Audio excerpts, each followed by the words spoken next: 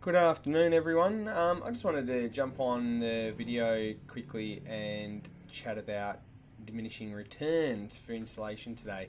It's something that we don't speak about a lot, but it's something that's quite interesting in, I suppose, the phenomena of insulation and how it works.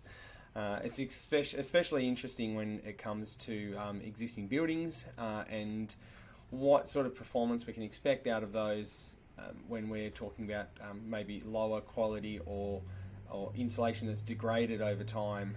And so with diminishing returns, what we're really talking about there is the effect that insulation has as we get bulkier or as we pack it in and we get more.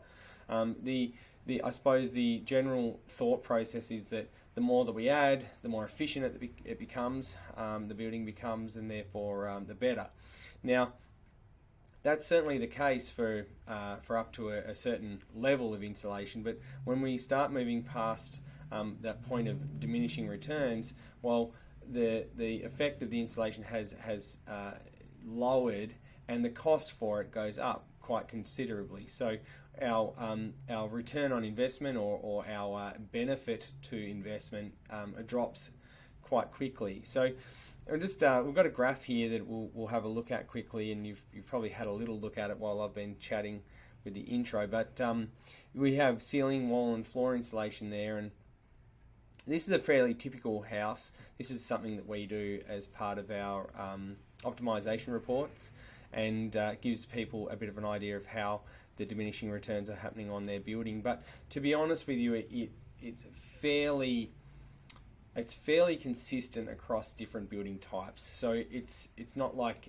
one building is going to be completely different to the other. They are fairly similar, but at the same time, they do change slightly. So with the ceiling insulation there, you can see that the heating and cooling and the total heating and cooling for this particular house is really high when we're talking R0, so nothing in the ceiling apart from the construction itself.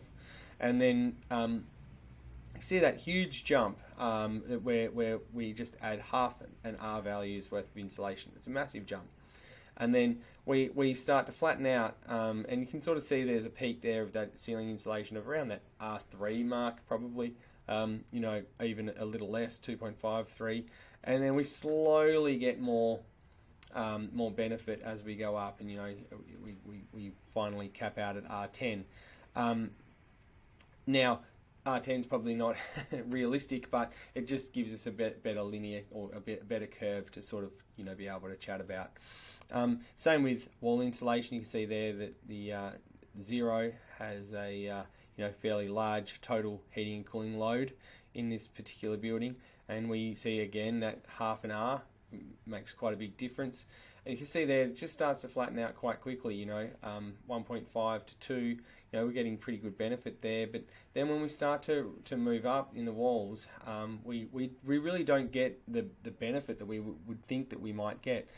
We have quite a few conversations now with clients where they're talking about putting R4 in the walls, doing double studs, different construction techniques, could be some polystyrene in there somewhere, and while all those things do help, and don't get me wrong, adding extra insulation does help, it's the net benefit for it does start to wane a little as we're adding more. And the same when it goes for floor insulation. Probably floor insulation has probably the least effect normally, unless we're in a cooler climate with a concrete slab, where we're going to get thermal wicking happening quite a lot. With generally speaking, with floors, this is a timber floor. Actually, it probably should state that there. But the timber floor, we're just getting a linear sort of like downward motion there. So the maximum or the total when we've got R0s, just above 200, and then we're gradually coming down. You can see there we probably get good benefits at around the 1.5 to 2 mark, and then we sort of we just flatten out really all the way up to R10. So an interesting one to have a look at today. Take from it what you wish.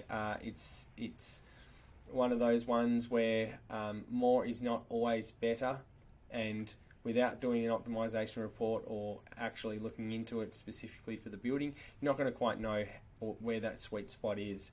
But in this particular building, you know, it's around that 3.5 mark in the ceilings. It was around the 2.5 or 2 mark in the walls, and then again 1.5 to 2 in the floors. And as we're looking for 7 stars, or we're you know, getting up in the star band, we want to make sure that we're spending the money in the right areas when it comes to getting better thermal efficiency. Anyway, that's enough for me today. Thanks for watching. Talk to you next time.